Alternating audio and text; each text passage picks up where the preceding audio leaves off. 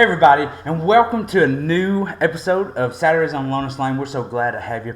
Today we're going to do something a little bit different. We're not going to have a whole long show. We're going to try to give you as much information as possible. We kind of feel rushed when we've been doing it the way we've been doing it, so we're going to try something different. If it works, it works, and hopefully it's better on you guys as a listener. But today, what we're going to do is we're going to break down one game, and then we'll have another episode drop tomorrow with another game, and then another game, recap of the SEC, and then our pick-ems on Fridays.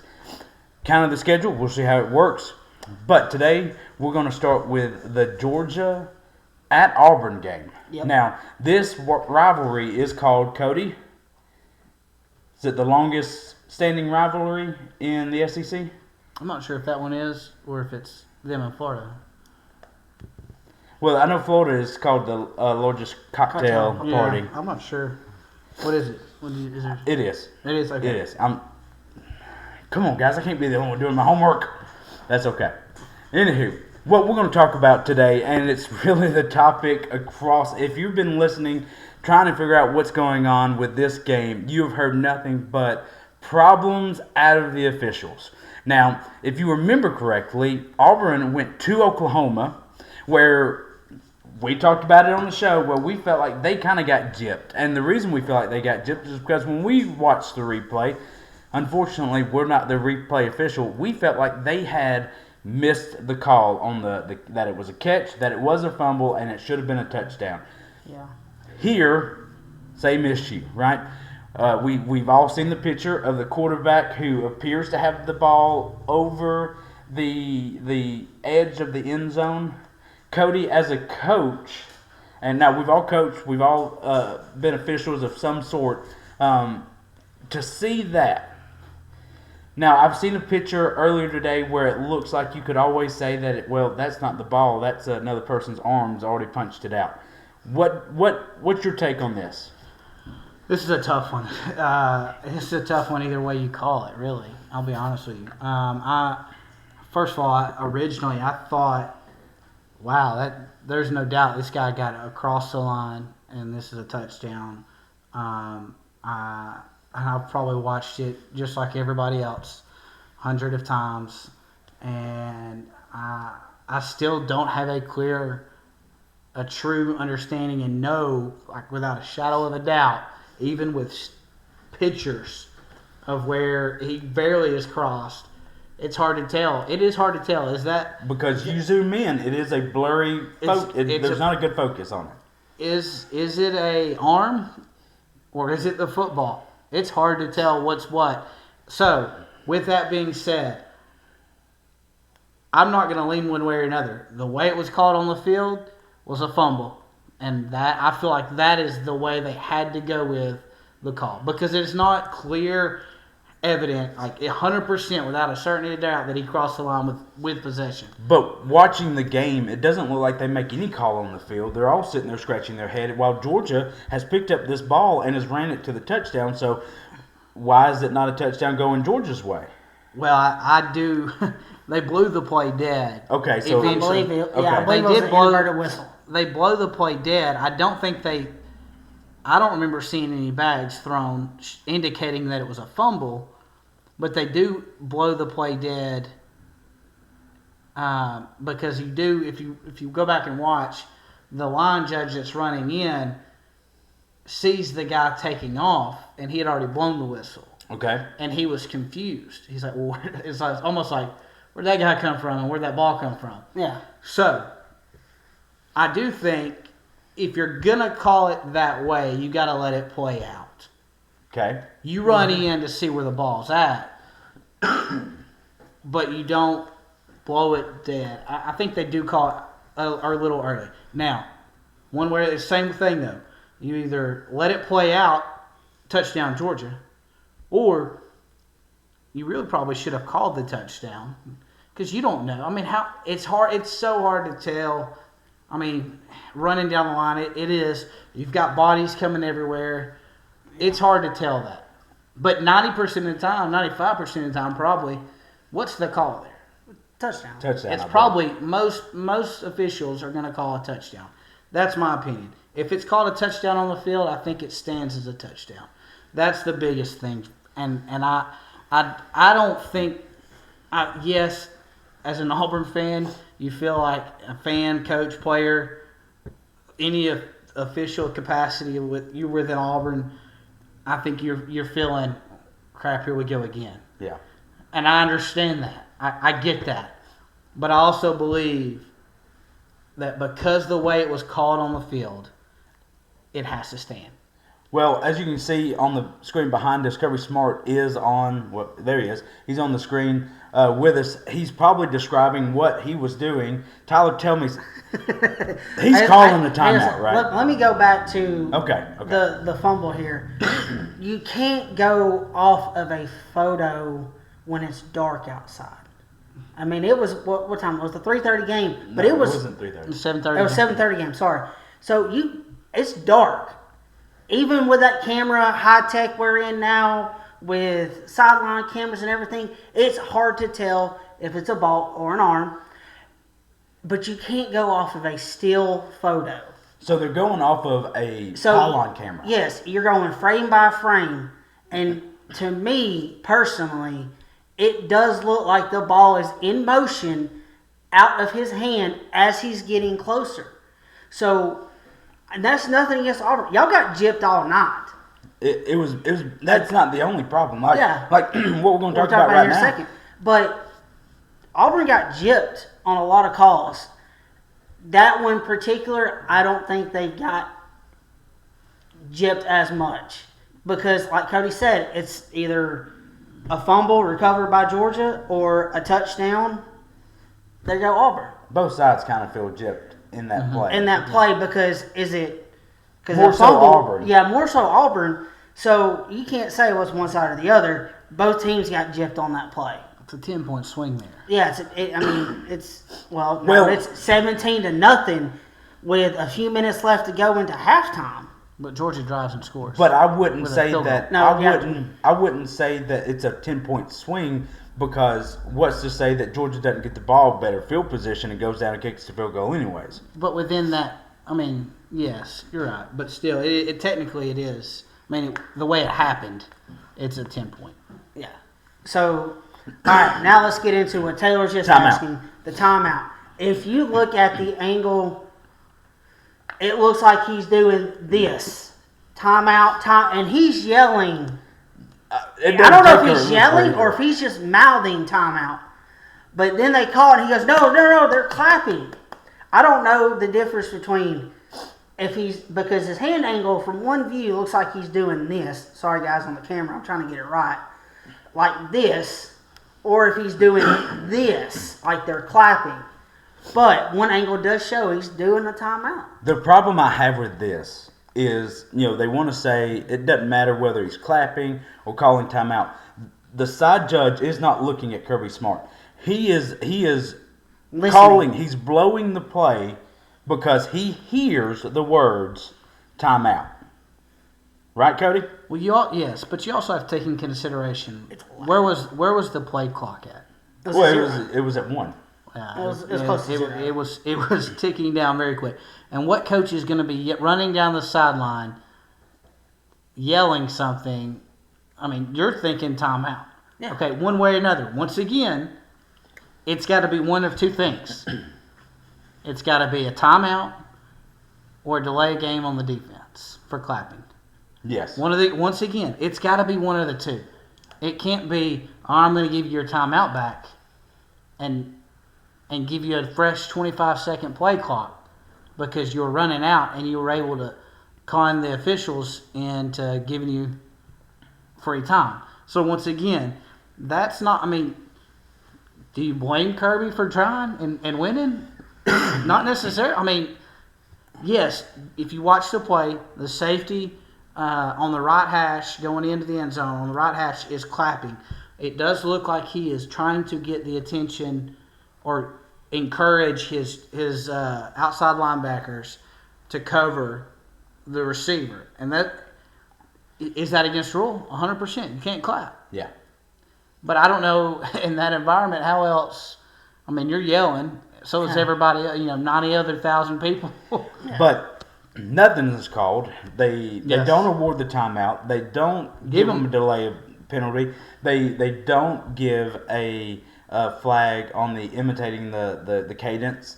It just a wash, and it's bad officiating, and I don't like there was 2 or 3 times when Georgia's driving within this 2 minutes where they blow the play dead to do a review. And all the reviews should have been looked at very quickly and known, yes, this is good. And I understand that we all want to make sure that they get it right. Yeah. But I understand Hugh Freeze's argument going into half saying, well, I don't know how many free timeouts they gave him there at the end, but every review, it gives them an opportunity to get 2 plays in and keep going. So, and make subs without having to stop the deep. When you make a sub now, I mean, you got the official standing over the ball and not letting you. You got almost 10 seconds, or you have enough time for Auburn to wait a few seconds, then decide to slowly jog on a player, Which and I think then they slowly did. jog off. I mean, but so every time you stop it, that allows Georgia to sub without having to run time off the clock. And not only that, it was really bad. It was really bad. Let's move on. Right? Officiating is bad. What's the answer to that? Obviously, it's not more reviews because it was reviewed. Yeah. So it's tough to sit here and say, well, the SEC just needs an overhaul on their officiating. But it's the human element that you're getting. And yes, it stinks when it happens to you. And I do feel, I'm going to say it was a touchdown. I'm sorry, I'm going to say it was a touchdown. It doesn't change the fact of, how Auburn comes out in the second half. They had 40 total yards in the second half. Did y'all know that? 40 yards, yep. 40 total yards. Now, before we get into that, I do want to mention one thing. Our sponsors, really not our sponsors, but I do want to point it out. Our pawpaw sweared by this Amish origin, and if it's good enough for here on the farm, we wanted to share it with you guys. It is a arthritis, sore throat, cold, cough, all-around medicine. You put it on the spots that are affected, and you go on. Pawpaw lived to be 97 years old and wore this after his bath almost every day. Yeah. So, And, Amish original. I don't know if I'd put that on any open source. No open source. Our dad just had triple bypass surgery last week, and this afternoon he's like, "Hey, my ribs are hurting. Can you rub this on my ribs?" So I'm gonna get back with him here in a little bit and just double check, see if it helped those sore ribs. So Auburn comes in, and they take a very early commanding lead. They looked unbelievable. Now, I mentioned last week, if you go back, that this could be a very quick trap game for Georgia because next week, who they've got? Ole Miss. Which we'll talk about Ole Miss later in Big the game. episode. Big game. So it's very easy for a Georgia team to come into an Auburn team who's struggling, lost their last 2, and think, okay, we'll come in here, we'll handle business, but this is a game we really got to focus on.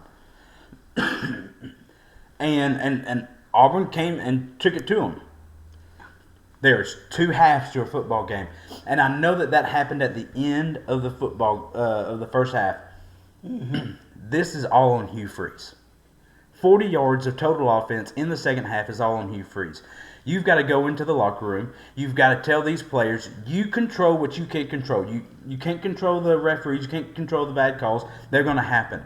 You control what you can control. And that didn't happen. It was very evident that didn't happen. When they came out, they were very flat. The Jackson Arnold looked like the Jackson Arnold of old. I think it was a bad call to bring him on. I don't know if they watched film from him of last year, but obviously he's a very good practice quarterback, but cannot relay that to the game, and it showed in the second half. Cody, if we look at the stats, what do you see? I mean, you got to look back at. Let's look back at all of Georgia's games. Second half team. They're a second half defensive team for sure. Yes. So I'm going to give Georgia just as much credit as you were giving Hugh Freeze a hard time. I think Georgia's defense just makes those adjustments at halftime. I think they're good at doing that. And I feel like Kirby's always been really good at doing that. And so I think Georgia did a great job. like always, and only held them to 40 yards of total offense. That's true, because when they played Alabama, they didn't give up any points after giving up, 24 in the first half? Yeah. They didn't give up any points in the second half. So, very good point. But still, it's 40 points. 40 yards. Yeah. 40 yards, I'm sorry. Wow. Tyler, 20-10, even if Auburn gets the touchdown. Yeah, I think Georgia can come back and win that game. What do you think? With the second half that Auburn had. With the second half that Auburn had on offense, I don't think so. I think you're going in at halftime, you're up 17 to if Georgia gets the ball and gets downfield, which they did within, because they ran that within 3 minutes, which ended up being 37 minutes of actual time, if I'm not mistaken, of that last 3 minutes of the game. I think, I don't know. I mean, you're 17. Does Georgia score right before half? Are they able to get down there and kick a field goal and it's 17-3? Well, you got to remember, they started on the 1 with what they would have had the ball if they had kicked off, and they would have gotten it to the 25.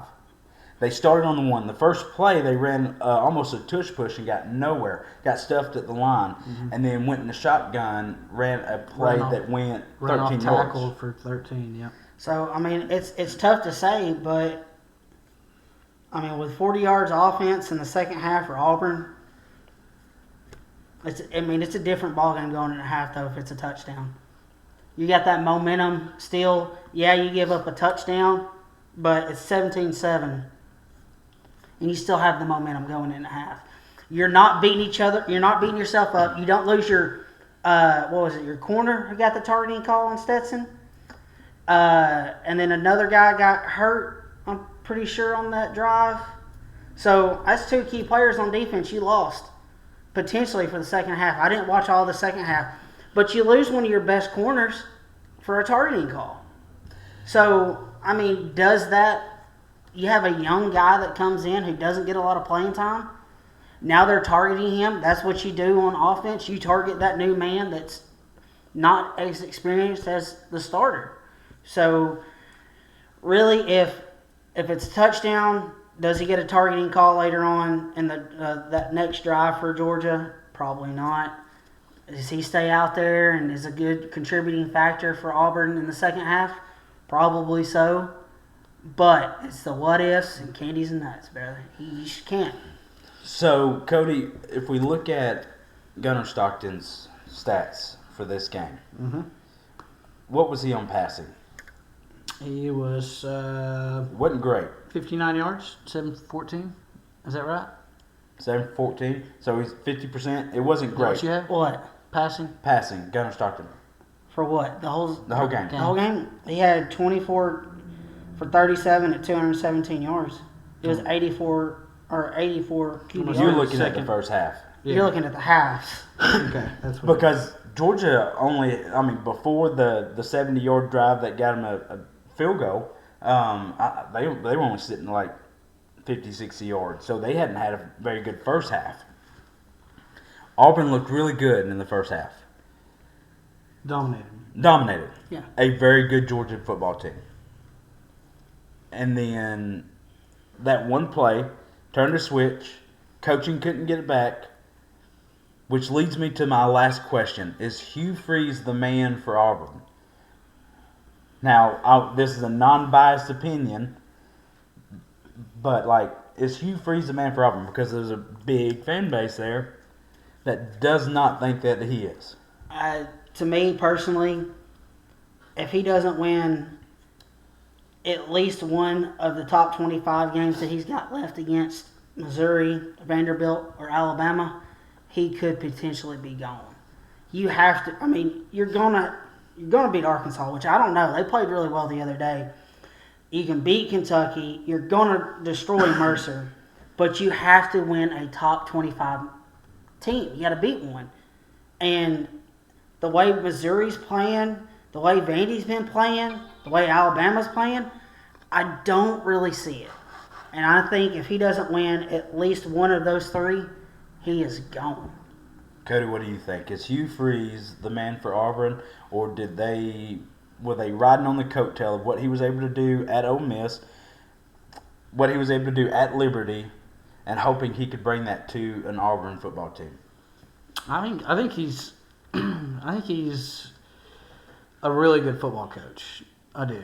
I think he can still be successful at Auburn. Now, does he get the opportunity to be that? I'm not sure. I really don't. I think it really is going to come down to what are people willing to buy him out for, and what that buyout is. Because, like I said, it's not just the bad officiating. It's dominating at the second half and not being able to make that jump from the first half, dominating the first half, and not being able to make that jump to the second half. Yeah. We're going to wrap this game up. It was an interesting game to watch. I say that. It was mortifying to watch on the referee side. As of today, there has not been any release from the SEC on the officiating of this game. Kirby Smart is still holding true that he was not calling timeout, that he was just clapping. But video does not lie, Clapping. unfortunately. So, like I said, I don't blame the man. If you try it, you get it. I mean, I'm not going to sit here and say he was immoral like some people say, because all coaches try to get an edge right there. But anywho, that's the Georgia Auburn game. Very fun game in the second half for a Georgia fan, not so much for an Auburn fan. Stay tuned. This Auburn coaching fiasco could get very, very thick very, very quickly. So stay tuned with that. Tomorrow, don't forget to tune in. We'll review the Alabama-Missouri game for you. So I hope you have a great night and enjoy. And remember, it's always Saturday on Lotus Lane.